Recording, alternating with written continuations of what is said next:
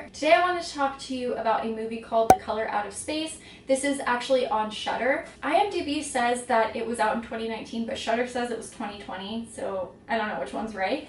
But I saw it on Shudder and I went, that is an H.P. Lovecraft story. So I watched the movie and then I reread the H.P. Lovecraft story, and now I'm going to compare and contrast them for your pleasure, hopefully, or not. So this story was written in 1927, like I said, by H.P. Lovecraft. It is a science fiction story. The movie was, I don't know, either came out this year or last year. I'm not really sure. They both have the same general concept, so let's talk about the similarities.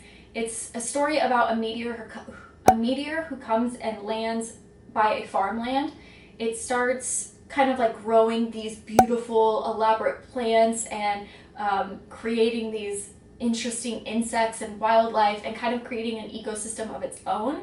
And then it leaks into the water becomes contaminated, and then the family starts kind of slowly losing their mind. So that is the general concept in both the movie and the story. I will say before we begin, the story is not a novel, it's actually a novella, so it's quite small. So keep that in mind as we're going through this. Another similarity is we start with kind of the same opening lines. So this is directly from the book, and my writing sucks. So it says, west of Arkham, the hills rise wild, and there are valleys with deep woods that no axe has ever cut.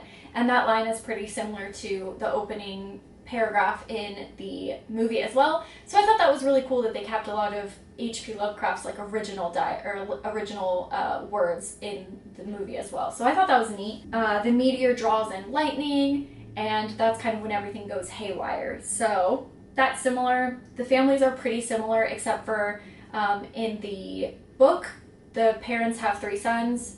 In the movie, it's a daughter and 2 sons. So pretty much the same. And then after the meteor comes and all that happens, the plants grow really big and lush and all his crops are huge. The differences we'll get into around what I didn't like in the book, or in the movie. But first I want to talk about what I did like from the film, because I like to talk about both. So it's definitely obviously a science fiction-y type movie, meteors and all that jazz. However, there are a lot of horror elements as well. So I thought the practical effects were really cool and really creepy. Some scenes are like, ooh, ugh, you know? So I really liked that. It's quite a bit darker than the story. It's pretty dark. A lot darker than the story is. You really get to see Nicolas Cage. He's the head guy. You really get to see Nicolas Cage slowly start losing his mind, like Jack Torrance, The Shining type, losing his mind, and it's really cool. Like he plays a good role in this. I really enjoyed seeing that. He like taps into his father, and then he's like a big asshole, and then he turns back into himself, and then he's super sweet. So that I really enjoyed. That has nothing to do with the book, but just something that they added in that I really enjoyed. Some scenes were really well done. There's a scene when the mom just cuts off her fingers, and I love that scene so much. I think that's one of my favorite scenes in the movie, in fact. So I really enjoyed that. Just some things that are just original and you won't see anywhere else, and I think that's really cool and definitely worth a movie just for seeing those few moments of rare horror magic. However, they did have a lot against them. First of all, the meteor is described as a stony messenger from the stars, which I thought is just the best line ever. And then the meteor is described as shining bands unlike any known color of the normal spectrum. So as you can imagine, that is definitely a difficult feat to cross. So in the film, it's just kind of like this pink-purple color. That's impossible. You cannot show a color that is not known to human. Like that's so challenging. So I thought that they did a pretty good job with what they were up against. The story is pretty out there, you know? However, there were some things that I didn't particularly enjoy. So let's get into those. What I didn't like about the film. Okay. In the 1980s, we were given this, The Thing. So tell me why in 2020 we are getting this. I just don't understand. I don't like CGI. I don't like it. Practical effects are so much creepier. They're so much more effective. Stop it. Just stop it. You know? So either do it or don't. That's how I feel. Like actually make it a practical effect, or just don't have it in there. They could have been better. However, some of the practical effects were really cool. Okay. Here's the difference. In the story, you follow a linear path. Meteor comes and infects the water, the family gets infected, and then they slowly start losing their mind. they start like disintegrating and turning gray because all the plants and crops outside have done that already, and they follow that same trajectory. However, in the film, something different happens to every character. There's no linear path. The weirdest things happen, and you're just like, what is happening?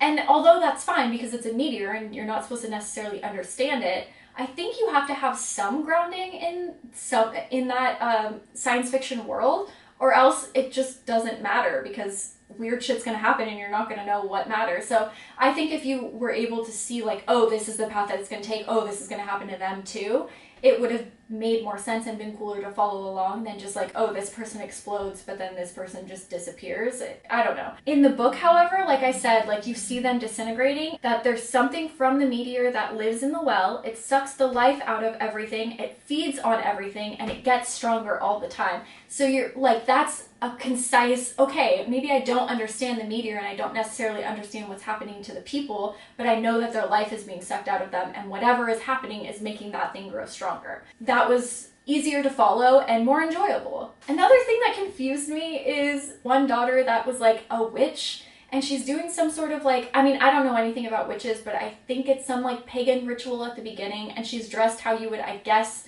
see a witch in a film, like a long dress, I don't know. And then she gets back into town, and after that she dresses like a completely normal modern teen from then on out. So that, I was just like, okay, that's kind of weird. But then she has a Necronomicon, and at one point she starts worshiping Satan, and I'm like, what is happening? It's just so random. I was like, you know what, maybe the story has a witch in it that I just didn't remember, and I reread the story and there's no mention of a witch, so I have no idea where that came from, and it seemed really out of place. Not that I didn't like her character, but it was just, it seemed so random. She just lives with her family in a little farmhouse, and then she's going upstairs and worshiping Satan. It's like, what is happening? I don't know. It was very strange, and I don't know if, hopefully you guys will give it a watch and let me know if you felt the same way about it, because I was very confused. The last thing that I will say is the ending is definitely better in the story. In the movie, I'm just going to ruin it for you now. Earmuffs if you don't want to hear it. At the very end of the movie, the purple thing explodes from the well, and it kind of like blows up this huge radius around the farm, and everything around it is like dead and gray and dusty. And that's the ending. Just the family dies and the land is just kind of null and void. Whereas in the book, however, you get a sense that that substance still lingers there, and it's kind of starting to infect areas outside of that initial range where the family had gone crazy and all died. So even farms surrounding it on the outside barrier, like even their crops are starting to not taste right. So you kind of get this sense that it's spreading. And so I thought that was a really neat ending. Let me see if there are a few lines that I wanted to read to you, because I said page 603. Okay, yes, now I remember. Okay, so this is just a quote that I highlighted. This is from the mom. She's lost her mind at this point, and the husband has locked her in the attic. And they, by the way, are the Nahum Gardner place. So that's what they called them. It said, by July she had ceased to speak and crawled on all fours, and before that month was over, Nahum got the notion that she was slightly luminous in the dark, as he now clearly saw was the case with the nearby vegetation. So he could, see this thing infecting her as it had his land. I thought that was a really neat line. And then there was another line. It was just a color out of space, a frightful messenger from unformed realms of infinity, beyond all nature as we know it, from realms whose mere existence stuns the brain and numbs us with the black extra-cosmic gulfs it throws upon before our frenzied eyes. I thought that was really cool. So just like you're never gonna understand. All in all, this movie was interesting and I didn't hate it, and I really liked Jack Nicholson in it. Oh my god, have I been saying Jack Nicholson this whole time? No, Nicolas Cage. I loved Nicolas Cage's performance in this movie. I thought he did a really great job being kind of this psychopath. I really like that it affected them all in different ways, but I think just like a clear consensus, oh, this is what's happening, would make a little bit more sense. So anyways, guys, let me know if you guys have seen this movie. It's not one that I would highly recommend, but if you're into sci-fi movies and you don't mind CGI, then I guess check it out and let me know what you think. Or if you're bored one day and you just want to watch everything on Shudder, give it a try. It's not a horrible movie, but if you do have an H.P. Lovecraft book, I do suggest that you read this novella because it is a great novella. Anyways, that is it for today's video. Thank you guys so much for watching, and I will see you tomorrow with another horror video. Bye, guys!